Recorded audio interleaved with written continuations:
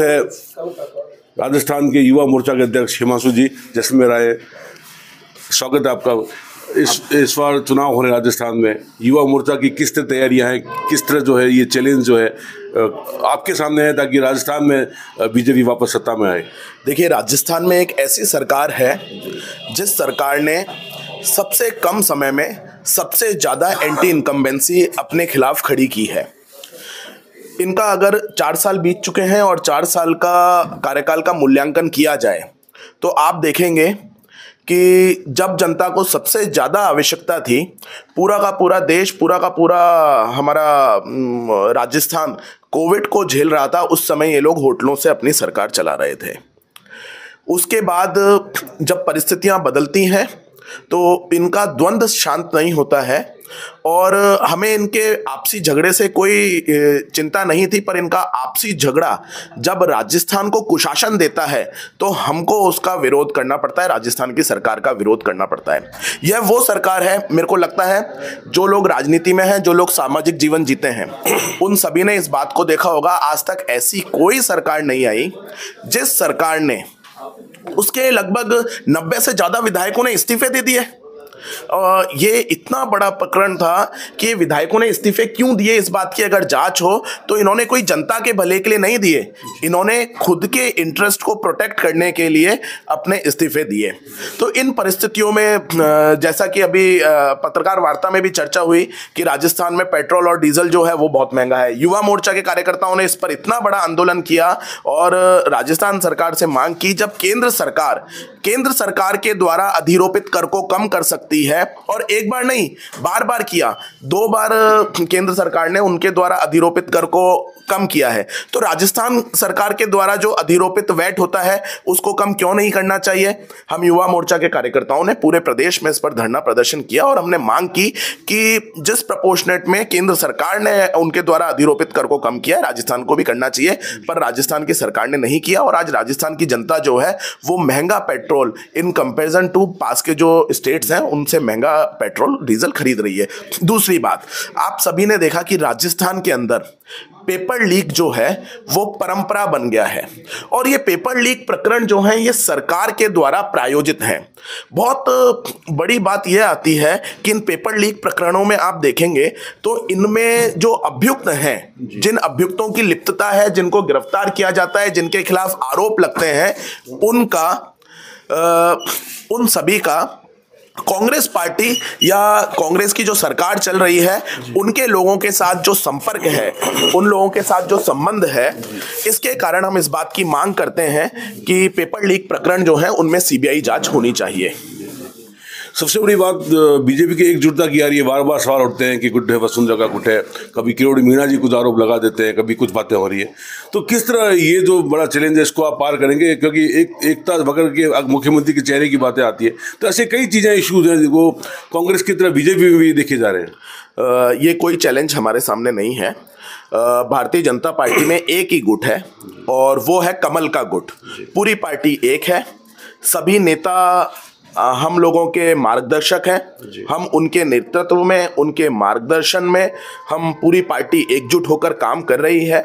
और इस तरीके की जो बातें आती हैं तो इस तरीके की बातें केवल किसी तरीके से उड़ाई जाती हैं, अदरवाइज हर परिस्थिति में आप देखेंगे तो भारतीय जनता पार्टी एक है। जी, अभी जो वसुंधरा की पोस्टर की में चेहरा सामने आ रहा है और उसके लेके भी कई बातें उठ रही है। नहीं, ये तो जिन लोगों को उठानी है वो उठा रहे हैं। बाकी वसुंधरा जी जो हैं वो हमारी पार्टी की राष्ट्रीय उपाध्यक्षा हैं। राजस्थान के अंदर एक महिला के रूप में उन्होंने राजस्थान की मुख्यमंत्री के नाते राजस्थान को सुशासन देने का काम किया है। तो इस तरीके की जो बातें हैं, यह जो विरोधी होते हैं वो विरोध करने के लिए और उनको रिपोर्टिंग करनी है इसलिए करते होंगे, अदरवाइज वास्तविकता ये है कि वसुंधरा जी जो हैं वो हमारी पार्टी की राष्ट्रीय उपाध्यक्षा हैं और राष्ट्रीय उपाध्यक्ष के नाते हम सभी का मार्गदर्शन करती हैं। जी, एक अभी जो राहुल गांधी ने योगी आदित्यनाथ पे कुछ कमेंट्स किए थे कि वो रिलीजियस लीडर नहीं है, कई प्रकार के और भी कई मतलब एक ओछी मानसिकता उन्होंने जाहिर की थी, तो क्या कहना चाहेंगे? देखिए, पहली बात तो राहुल गांधी को उनकी पार्टी के लोग ही सीरियस नहीं लेते, चूंकि गांधी परिवार के बेटे हैं इसलिए उनकी पार्टी के लोग सुनते हैं। तो जब उनकी पार्टी के लोग सीरियस नहीं लेते तो बाकी सबको सीरियस नहीं लेना चाहिए। दूसरी बात, ये इस तरीके के जो ओछे कमेंट करने की बात है, ये कांग्रेस के डीएनए में है। ये पहली बार नहीं हुआ, भारत के प्रधानमंत्री जी के ऊपर भी उन्होंने इस तरीके के कमेंट किए, और जब इस तरीके के कमेंट किए तो हमारे पार्टी के कार्यकर्ताओं ने तो विरोध किया ही, आम जनता ने बहुत बड़े स्तर पर इसको विरोध किया, और आज ये इस तरीके के ओछे कमेंट करते हैं। इस कारण कांग्रेस की जो स्थिति है वो यह स्थिति है कि कांग्रेस राजस्थान जैसे प्रदेश में है और यहाँ से भी विदा होने की तैयारी में है। केंद्र में इनके कभी सत्ता में आने के चांस नहीं है। मेरे को लगता है कि राहुल गांधी को राजनीति के अंदर सीरियस होना चाहिए। अपने विपक्षी लोग जो होते हैं उनके ऊपर किस प्रकार के आरोप लगाने चाहिए, उनके लिए किस प्रकार की मर्यादित भाषा का प्रयोग करना चाहिए, इसके लिए राहुल गांधी को एक कोचिंग लेने की आवश्यकता है। एक अंतिम बात, जो बार बार अब लग रहे हैं कि केंद्र सरकार जो किसान ऋण माफ नहीं करी है, बेरोजगार की इशू है, दोनों मतलब सरकार स्टेट की गवर्नमेंट है वो एक दूसरे पर आरोप लगा रही है। तो एक्चुअल में जो मुद्दा जो है, जैसे केंद्र से कोई बात है, कई जैसे इश्यूज चल रहे हैं, कई प्रकार की ऐसी बातें आ रही है जिसमें ये जैसे ईस्टर्न कैनाल का प्रोजेक्ट चल रहा है, तो ये सब जो इशू है दोनों सरकारों की वजह से जनता पिछ रही है उसमें। देखिए, केंद्र सरकार जो है वो मोदी जी के नेतृत्व में सुशासन देने का काम कर रही है। राजस्थान के परिप्रेक्ष्य में अगर सभी प्रश्नों का उत्तर है तो वो एक ही है, डबल इंजन की सरकार। जहां तक ऋण माफी की आपने बात की, बेरोजगारी की आपने बात की, मैं आग्रह करना चाहूंगा कि सभी को कांग्रेस पार्टी का जो चुनाव घोषणा पत्र था उसका अध्ययन करना चाहिए। साफ साफ किसानों से वादा किया कि ऋण माफी होगी, ऋण माफी क्यों नहीं हुई? आपने अपने चुनाव घोषणा पत्र में, और उस चुनाव घोषणा पत्र को बाद में आप सरकारी दस्तावेज बनाते हो, उस सरकारी दस्तावेज की पालना क्यों नहीं हो रही? क्योंकि मैं युवा मोर्चा का अध्यक्ष हूं और अच्छे से मैं बेरोजगारी भत्ते वाली बात को रखता हूं। बेरोजगारी भत्ता इनके चुनाव घोषणा पत्र में स्वर्णाक्षरों में इन्होंने लिखा था। सरकार आई तो इन्होंने युवाओं को बेरोजगारी भत्ता नहीं दिया। उसमें लिखा हुआ है कि सभी बेरोजगार युवाओं को बेरोजगारी भत्ता दिया जाएगा उस चुनाव घोषणा पत्र में। पर इन्होंने क्या किया है, एक योजना लेकर आते हैं, युवा संबल योजना, और उस युवा संबल योजना के माध्यम से ये कहते हैं कि 2 लाख युवाओं को हम बेरोजगारी भत्ता देंगे। वास्तविकता यह है, अगर आंकड़ों में जाएं, सरकारी दस्तावेज खंगालें, बहुत जिम्मेदारी से कह रहा हूं, मैं युवा मोर्चा राजस्थान का अध्यक्ष हूं, 2 लाख युवाओं को भी इन्होंने बेरोजगारी भत्ता नहीं दिया है। पर क्या राजस्थान में केवल 2 लाख ही बेरोजगार हैं? सरकार के अनुसार क्या 2 लाख बेरोजगार हैं? राजस्थान के अंदर बेरोजगारों की संख्या आप देखिए, रीट के अंदर 26 लाख अभ्यर्थियों के भविष्य के साथ खेलने के बाद अगर आप एक योजना बना के कहते हो कि 2 लाख लोगों को हम बेरोजगारी भत्ता देंगे, तो मेरे को लगता है ऐसी बेपरवाह सरकार कोई भी नहीं है। मैं एक बात और कहना चाहूंगा, राजस्थान के अंदर करोड़ों बेरोजगार हैं। आपने उन सभी को बेरोजगारी भत्ता देने का वादा किया था। करोड़ों से वादा करते हो, लाखों को देने के लिए योजना बनाते हो, पहुंचता हजारों के पास भी नहीं है। और यह जो मैं बात कह रहा हूं कि करोड़ों से वादा करते हो, लाखों के लिए योजना बनाते हो, पहुंचता हजारों के पास भी नहीं है, यह बहुत जिम्मेदारी से कह रहा हूं।